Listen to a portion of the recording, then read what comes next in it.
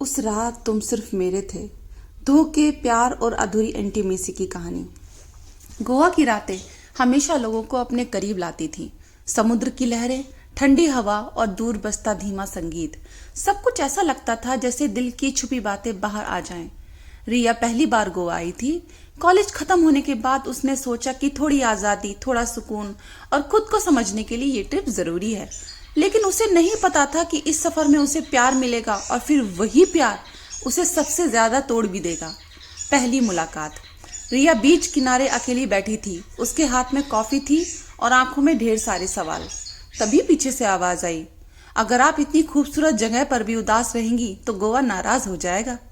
रिया ने पलटकर देखा। सामने एक लड़का खड़ा था, लंबा, हल्की दाढ़ी, गहरी आंखें और चेहरे पर वो मुस्कान जो किसी को भी सहज कर दे। और आप कौन हैं? रिया ने पूछा। कबीर, और फिलहाल आपकी मुस्कान वापस लाने की कोशिश कर रहा हूं। रिया हल्का सा हंस दी। शायद वही पहली गलती थी। धीरे धीरे बढ़ती नजदीकियां। अगले दिन, कुछ दिनों में दोनों हर जगह साथ दिखने लगे। सुबह बीच पर वॉक, दोपहर में कैफे और रात को लंबी बातें। रिया को ऐसा लगने लगा जैसे कबीर उसे बहुत गहराई से समझता है। एक रात दोनों बीच पर बैठे थे। ठंडी हवा में रिया कांप गई। कबीर ने बिना कुछ कहे अपनी जैकेट उसके कंधों पर डाल दी। तुम हमेशा इतना ध्यान रखते हो? रिया ने पूछा। कबीर उसकी आंखों में देखते हुए बोला, सिर्फ तुम्हारा। उस जवाब ने रिया के दिल में कुछ बदल दिया। वो बारिश वाली रात। उस रात गोवा में बहुत तेज बारिश हो रही थी। दोनों एक छोटे से बीच हाउस में फंस गए थे। बाहर बिजली चमक रही थी और अंदर सिर्फ हल्की पीली रोशनी थी। रिया खिड़की के पास खिड़की खड़ी बारिश देख रही थी।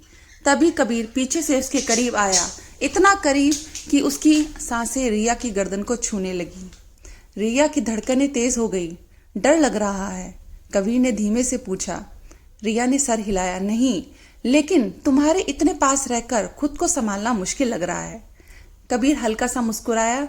उसने धीरे से रिया के बाल हटाए और उसके माथे को चूम लिया। रिया की आंखें बंद हो गईं। उनके बीच की दूरी धीरे धीरे खत्म होने लगी। उस रात दोनों घंटों एक दूसरे को बेहद करीब बैठे रहे। कभी हाथों में हाथ डाले, कभी एक दूसरे को बाहों में लिए। रिया को पहली बार किसी की बाहों में इतना सुकून मिला था। कबीर बार बार उसकी आंखों को देखता, जैसे उसमें पूरा संसार बसता हो। तुम्हें खोना नहीं चाहता, उसने धीरे से कहा। रिया ने उसकी छाती पर अपना सर रख दिया। फिर कभी छोड़ना मत। उस रात दोनों ने एक दूसरे को सिर्फ छुआ नहीं, महसूस किया। उनके बीच की इंटीमेसी में चाहत थी, भरोसा था और वो भावनात्मक गहराई थी जो किसी को भी पूरी तरह अपना बना देती है। रिया को लगा यही प्यार है। लेकिन कहानी यहाँ खत्म नहीं हुई। अगली सुबह कबीर बहुत बदला हुआ सा लग रहा था। कम बातें, कम मुस्कान। रिया ने सोचा शायद वो थका हुआ है, लेकिन उसी शाम उसकी दुनिया टूट गई। रिया मार्केट में घूम रही थी जब उसने सामने कबीर को देखा। लेकिन वो अकेला नहीं था।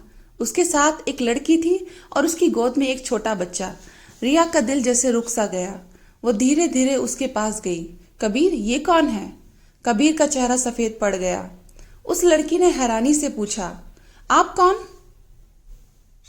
रिया की आंखों में आंसू आ गए। मैं शायद वो लड़की जिससे इन्होंने कहा था कि ये उससे प्यार करते हैं। कुछ सेकंड की खामोशी, फिर सच बाहर आ गया। कबीर शादीशुदा था। सब कुछ टूट गया। सब कुछ जैसे बिखर सा गया हो। रिया को ऐसा लगा जैसे उसके पैरों के नीचे से जमीन खिसक गई हो। तुमने झूठ क्यों बोला? उसकी आवाज कांप रही थी। लेकिन कबीर की आंखें झुक गई। क्योंकि मैं तुम्हें खोना नहीं चाहता था। रिया हंस पड़ी, एक टूटी हुई सी हंसी। जिस रिश्ते की शुरुआत झूठ से हो, उसका अंत सिर्फ दर्द होता है कबीर। उस रात रिया बहुत रोई। उसे सिर्फ धोखे का दर्द नहीं था, दर्द ये था कि उसने खुद को किसी को पूरी तरह से सौंप दिया था। उसका भरोसा, उसका दिल, उसकी इंटीमेसी, सब झूठ निकला। लेकिन 2 साल बाद दिल्ली में रिया अब पहले जैसी नहीं थी। वो काफी बदल गई थी। अब वो मजबूत हो चुकी थी। उसने अपनी जिंदगी फिर से बनाई, अपना करियर शुरू किया, अपने सपनों को चुना। एक दिन वो एक बुक स्टोर में थी जब पीछे से आवाज आई, एक्सक्यूज मी, ये किताब अच्छी है क्या? रिया पलटी। उसने पलटकर देखा, सामने एक लड़का था जिसका नाम आरव था। साफ आंखें, सच्ची मुस्कान और सबसे खास बात, उसकी आंखों में कोई झूठ नहीं था। रिया हल्का मुस्कुराई और उसने कहा, शायद जिंदगी यही होती है, कुछ लोग हमें तोड़ने आते हैं ताकि बाद में कोई सही इंसान हमें फिर से प्यार पर भरोसा करना सिखा सके। दी एंड। दोस्तों, आपको ये कहानी कैसी लगी कमेंट सेक्शन में लिखना ना भूलें और मेरे चैनल को लाइक और सब्सक्राइब करना ना भूलें। धन्यवाद।